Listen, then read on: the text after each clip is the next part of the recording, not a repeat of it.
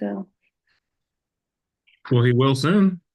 Yeah, so the lady told me like he could probably start looking in February next year. It'll be 2 years of work history that he'll have. So There you she said go. like by the end of the year I can try and start calling him again. That's awesome. Oh, it was what we call a pipeline. Yeah, and then I also met this other lady too, and I met her on Sunday and she was like, "Yeah, like I really want to work with you, all this stuff." And then I call her the next day. She's like, "Oh yeah, I already found a real estate agent." I was like, "Oh my gosh." It was depressing. Well, what could we have done to get her to work with you faster? I should have texted her that day and said thank you for coming. And I was gonna do that, but I had that showing right after, Hmm. and because I had two open houses or I actually had four open houses that weekend, so I forgot. Story of my life, Jessica.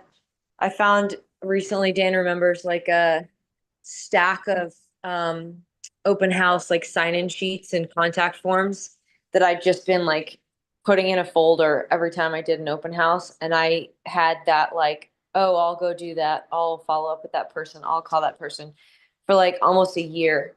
And I just finally cracked it the other day and I'm going through it. And it's like, I know I'm going to get to people that were like, oh, thanks. We just bought or we just did this. And it's like, I have no one to blame but myself because I knew what I should have done and I just didn't do it. I was gonna ask you, Christina. I know you're doing that challenge of the 30 days Yeah, open houses. Actually live in Vail, but I wanted to shadow you let's do it. maybe like sometime next week because I'm doing three open houses. That's I'm doing awesome. one on Saturday, two on Sunday. So Yeah, same. One on Saturday, two on Sunday. Here, I'm gonna put my cell phone number in the chat. Just text me because I've got my days and times blocked out for the whole month, and then I'm just filling in the address like a week at a time.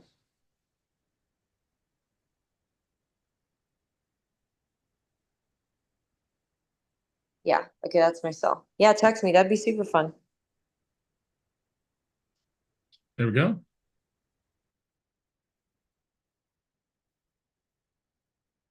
Okay. You guys were doing a great job this morning, starting off. Fantastic. Challenges, growths, opportunities. You're doing open houses already, Jess. You're already getting opportunities and leads. Fantastic. Don't get disheartened by one person not working with you. I've had hundreds of people that didn't work with me that said they would because I didn't text them the very next day or the next night. So change your way you're following up. Just thank them at the end. When you leave the open house, text them. Thanks again. yeah, I know a lot of the people I've been meeting are going to open houses like, one after another. So I feel like it's like more challenging because I feel like they're seeing all these different like realtors. Hmm. And so if we know that two of you on this call, and one of them's the top performer in rookie year, failed to follow up the first day or failed to follow up at all for some of these situations, who's to think that other agents aren't doing the same thing? So you could just tighten up, have better follow up, and capture a lot more business. Yep, preach. I Preaching. even had somebody contact me that I didn't follow up with. Um, and they had been going to a bunch of open houses. And like months later, they contacted me and they were like, "Hey, we met you at that open house." So, and I like remembered exactly who they were. Um, and I just think that's the other point to make is like when we build good rapport with people, when we come from a place of value and we like ask questions and get to know their story, which is what I did with those folks. Sometimes even when we don't follow up, the universe brings them back around because of all the people they met. You connected with them and showed interest and cared, and you weren't just there. Like I go to so many open houses, I'm sure you guys do too, that you go in and it's like they couldn't even be bothered to like say hi or just they're just sitting there like all they want to do is check the box and get their work done. Yeah. And we're not. We're there to provide value so that they will come back. That's what it's all about. It's providing value to come back to relationship, come back to rapport. So, well, we kind of jumped ahead, didn't get wins, so I'd like to hear some wins. Me and Dan have a pretty freaking major win, Pretty major win. getting through a inspection process with two very grumpy and seemingly unwilling sides of a transaction. Both of them. Both little I've heads. always hated doing deals begrudgingly. But I feel like we're dragging these clients through glass and mud to make this deal work. But you know what? Fuck it, drag them. Which is funny though, because like they want to go. It's one of those like, no, no, that's awful. I don't want to do it. But it's exactly what they want. Like the seller wants to sell, the buyers want to buy, and they're just playing a stupid game. Yeah, But we're through it. And we're through it. forward to closing. As they would say in the churches down south, hallelujah. Yeah. Shake the hands, right? Now, I think that win comes off the back of professionalism. It's being able to control the clients the best you can, and that's tough, real tough. So, controlling expectations, setting expectations, mitigating expectations, reinstating expectations. I think And that's what it was no, for me, Dan. It was like literally just, even Jill said it yesterday, because she hasn't seen all the conversations that we've had, my clients and I, and she just saw, the sellers choosing to not respond to the Binzer, like they're not doing anything. Their stance is what their stance was at the beginning. They haven't changed their mind. This blah blah blah. She was like, "Oh man, I really hope this goes through for you." And I was like, "No, it's going to, because we've already had this conversation. We've pre-gamed. We've talked about this. We had the conversation all through the transaction from start to finish of this is likely what the seller stance is going to be. Here's the different times you're going to spend money, and at different times that this money, once paid, won't come back if you decide to cancel, etc." So it was like that. I think this is the transaction more than any other that I just really overly communicated and was very intentional with setting those expectations. So then when ultimately it came down, like your seller was like, "Yep, no, go kick rocks barefoot, not doing it." I was like, "Well, we got what we kind of anticipated. We've talked about this and you said you wanted to keep it moving. So are we still good? I'll get that paperwork over. You have a great house. Let's do this." They were like, "Yeah, just send it." yeah, and the seller was like, "Why do they even send me the repair request? I told them from the start." I'm like, dude, just because you said no doesn't mean they can't ask. Yeah. So, great job on that. It's a good win for all to have, and all the other people that are still involved in this that aren't involved in this. It's kind of fun. Other I wins, like it when clients are like, "Oh, you make it look so easy." I'm like, "You're welcome." I think that's a problem though. Sometimes is I think that we as real estate Sometimes, agents yeah, you make it look too easy, and they're like, "What did you even do? right. This deal just fell together. You didn't have to work at all. Why am I paying you so much?" Like, I just met up with Jake Lamro and Deanna Lamro the other day for dinner. And he was talking about that, a transaction where when we're doing our jobs efficiently in the way that we train and practice for, that you have that client perception that it's like, well, maybe I need to pay you less because you found a buyer so quickly. Or it's like, well, maybe we priced it too low because this happened so quickly. And how to frame that up and have that conversation with, no, this is exactly why you hired me for this job, so that I can get that outcome for you, because that's not standard. and that's the thing is it's being able to explain that I did this. It's not that the market or the pricing is I did the right marketing. I did the right setup. I created the right environment that you paid me to do. I agree with that. Like basically just if they say it's too easy, let them know that it wasn't. That You're that welcome. that's the work you're doing in the background. Yeah. That's what I'm dealing with my condo people right now. Is we got an offer the first weekend and they've been trying to sell it for a year.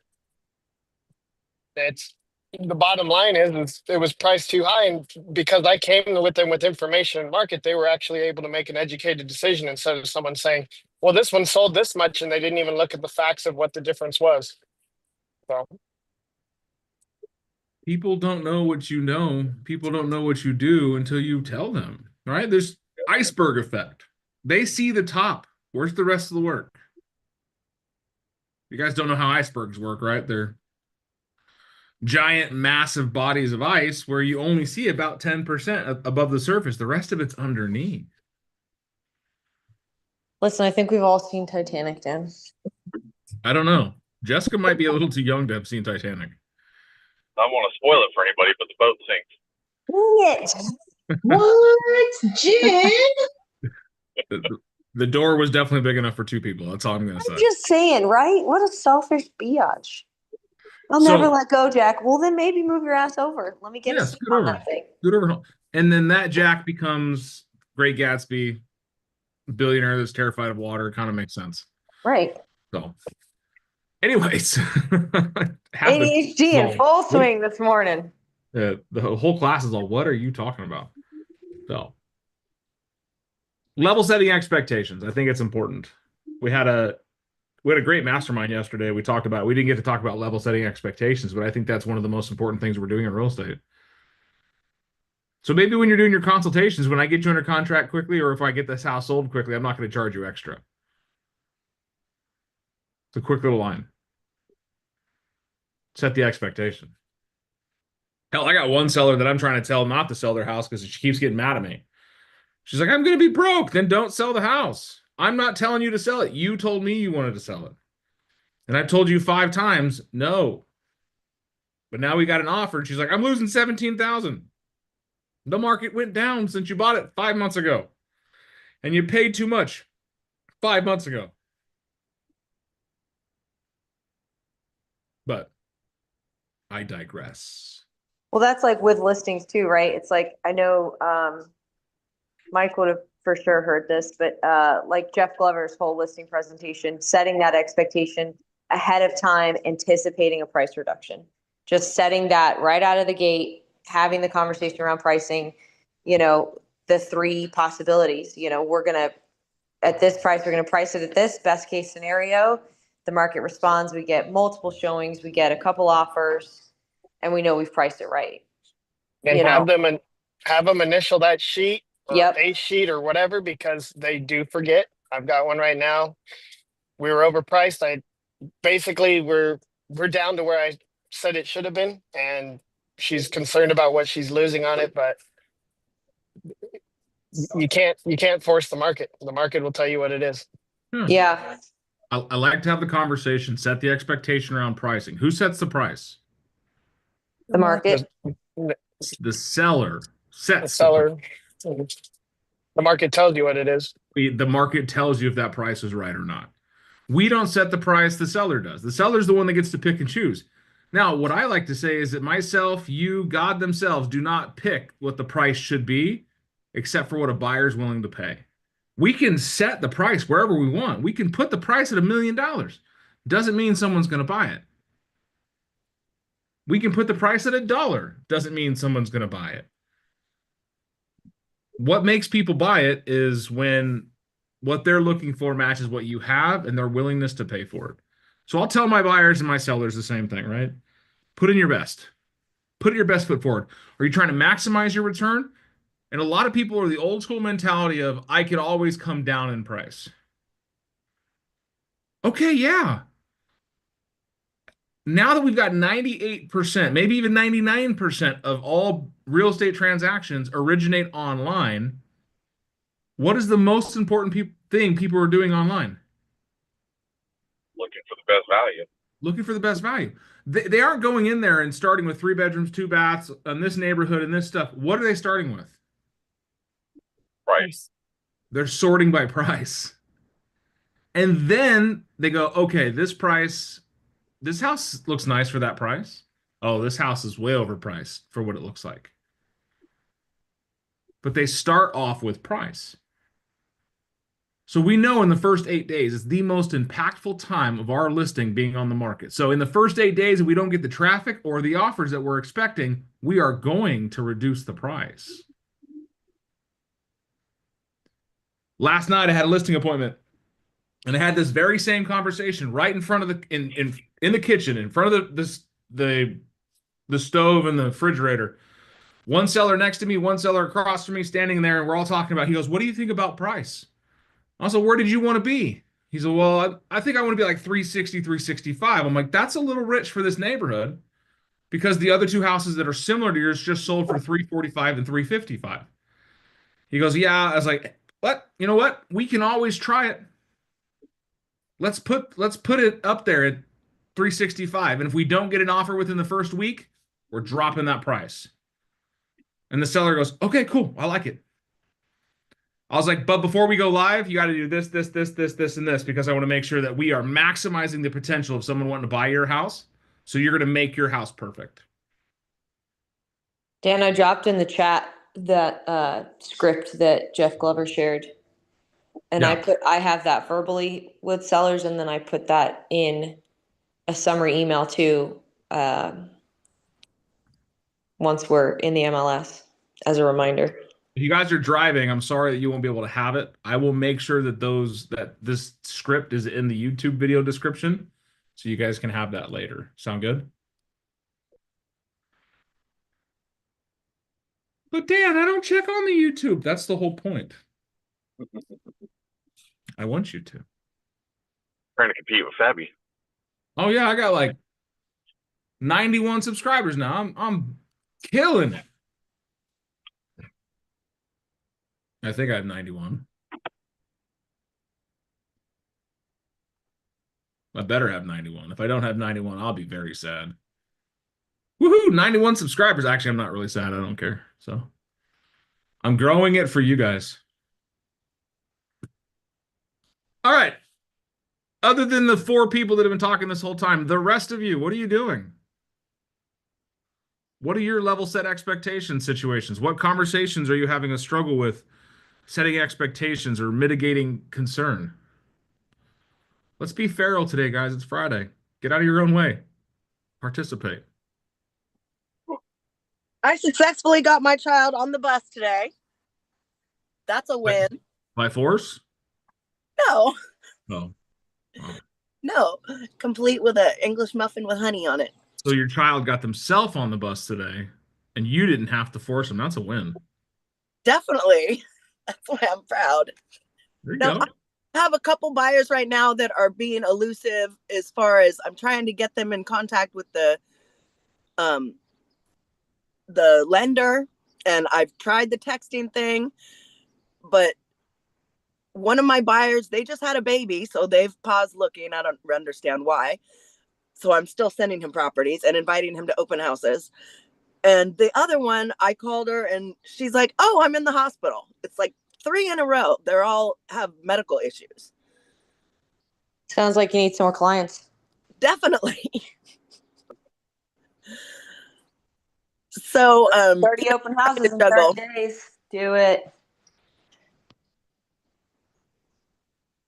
What was that? Oh, I said do 30 open houses in 30 days. Do it. Yeah, I'm definitely looking for another open house this weekend. One of my lenders did an open house at a property that suits his needs, and so I was trying to get them to come to that. But I took video for them and sent it to them. Julie, are you in what market center are you in? In San Diego. Oh, okay. How do you find your open houses? Usually, I mean, I've kind of taken a step back because my daughter was in the hospital the last couple weeks. But I've been just, the KW office usually has a couple. Like people will put it out there? Yeah.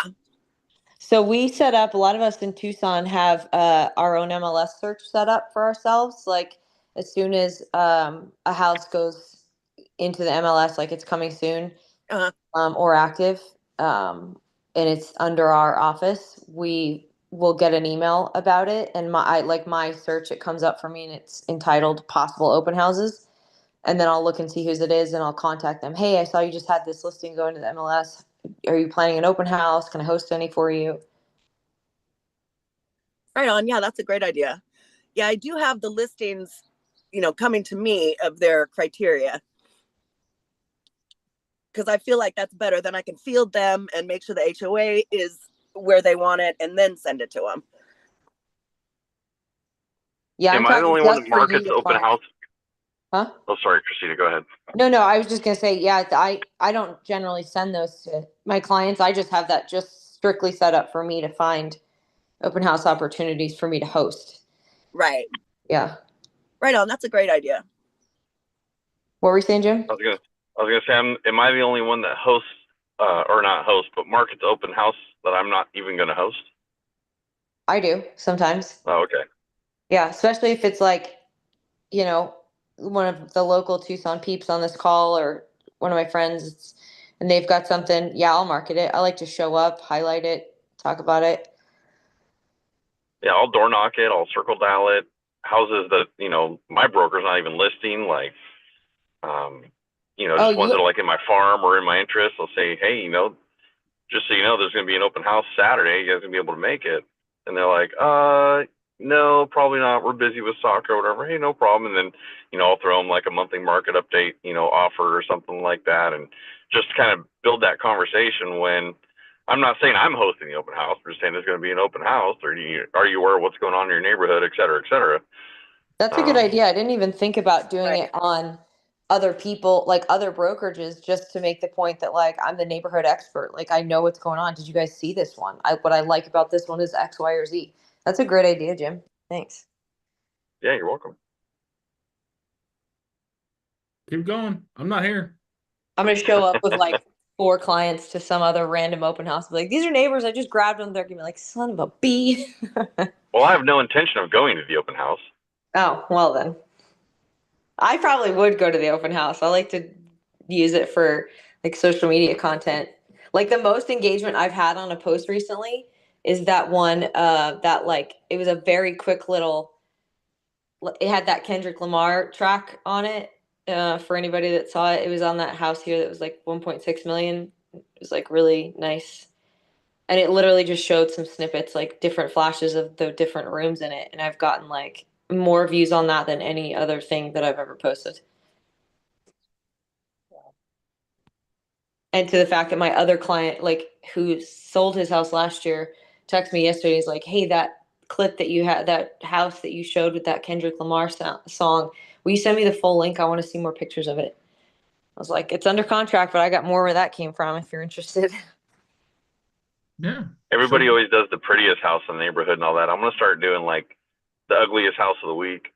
I love that. That's a great idea. Heck yeah. Good. You're like, this house is so hideous. You guys can't believe how hideous this house is. It's just begging for someone to come fix it up. Please, please be that person. We had somebody in our office last year that did that, and he increased his following by like 8,000. That's He switched insane. I love brokerages that. afterwards, but he did a really good job. He was like a young kid, and he's killing it. So I guess I have a broker question on that, Dan. Like, would we get in trouble if we like feature a house, especially if it's ours, and we're just like, look how awful this house is, or I was I don't not too. Probably. know. Listing provided by whatever brokerage. It's your opinion. You can say whatever you want. Okay. Listing provided by whatever brokerage. Zillow gone wild. Opportunity of the week. Wild. We Man, we got buy some opportunities. gems today. It's other houses. It's a trademark name, but We buy not so beautiful houses. I don't think that one's taken. guys, here's a fantastic opportunity to do that video. Do you ever know that the realtor slangs like charming means the house is small or ugly, right? Good bones, about to fall down. Quaint, too small. Up and coming neighborhood, the ghetto, right? Go out there and make a video about those houses. Oh, Anthony's got something. He's got his Hey, finger real up. quick, Got his for finger the up. person, I don't know who mentioned it, but for the person that was talking about having a hard time getting their clients to their lenders, I know your clients had some medical issues, but I do that at the buyer consultation. I just have them sign the application online at the buyer's consultation, even if I like hypothetically have no idea where they're at. I don't feel like it's a waste of time. because I'm already starting building rapport and creating that relationship with that client, even if they're nowhere near getting qualified. So, and that saves a lot of time because life does happen. So the buyer is not going to get a hold of the lender at a good time for the lender, or vice versa. The lender calls the buyer. Oh, I'm sorry, I'm taking my kids to school. I'll call you later. And then it takes a week or two to happen. Did anyone hear any of that? Yeah. We're Exactly. processing. That's You're exactly what's happening. You're having them sign loan applications? Is that what you I'm said? having them go online to the preferred lender and fill out the application right at the buyer consultation. Interesting. You're my Well, I've If heard they're that's already like, yeah, the same I'm sorry. thing why a lot of people have their lenders come with them, right? To host an open Yeah. house, because then they're right there, they can sit, they can get the ball rolling.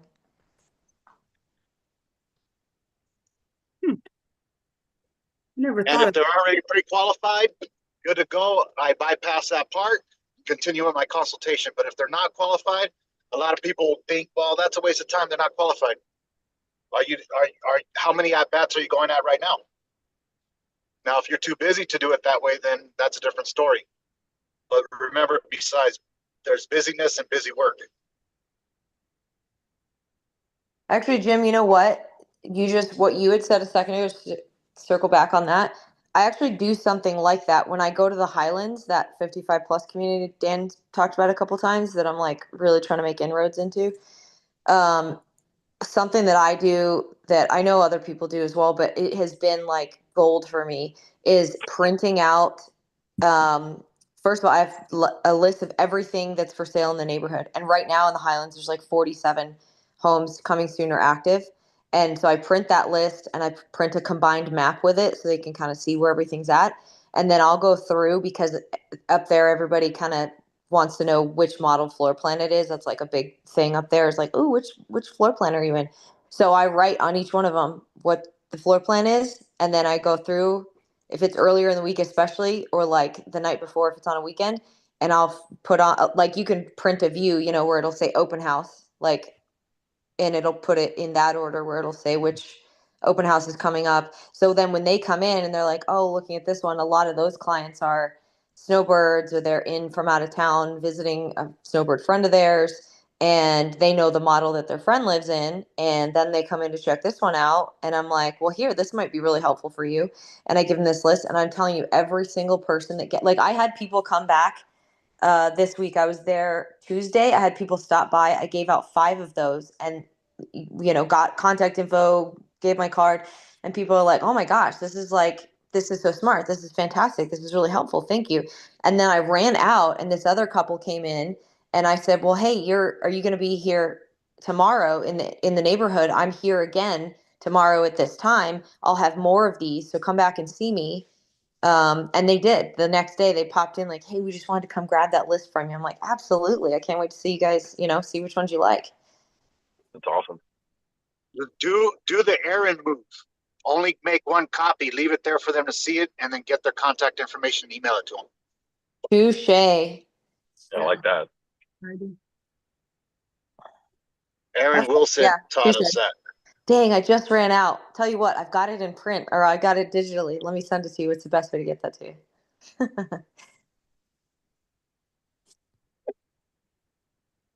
Or say, oh my gosh, I'd love to see your house.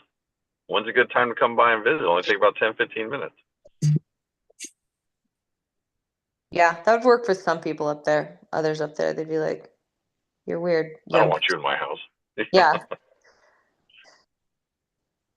It's a unique community, but you're getting it in when some other old people roll up to your open house because they know you're there in their sweet new golf cart that they just bought that they can't wait to show you, and they bring you a bag of lemons from their tree. That's awesome. I'm like, man, I'm in this bitch, man. Tell them to bring you a bag of referrals. I know. They're sweet. Yeah, they're still making friends. I try to introduce them to other people. What was on the list? It's what I print out? Is that what you're asking? Yeah. It's a printout of all of the other homes in that community. And then I'll print a version of it that's got the open houses listed for, coming up. But it's every other house Nice. in the neighborhood, because if they know, it works really well for that community because it's a gated community, it's a golf community, it's 55 plus. So like if they're there, they've pretty much already identified that's the community they want to live in, and they're just needing to narrow down which house they're gonna want to get. Nice. Well, guys, great conversation today. I'm glad you took over the reins, Chris, and kind of ran with it. I took my meds a little late this morning, so ADD brain is in full Hey, I'm effect good with right it. now. I'm good with it. Run with it, girl. Run. That's Love what I had a client that he was like, I can always tell when you're on your meds or off your meds. He's like, when we go on showings, new rule, you don't take your meds anymore because I like Squirrel Christina a little bit better. little differently, huh? Awesome, guys. Well, hey, Squirrel Christina, Badger Anthony, Sloth Jim, love you guys. Thank you so much for being a part of my day.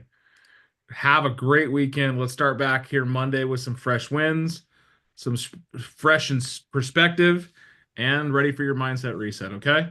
Till then, no Jason.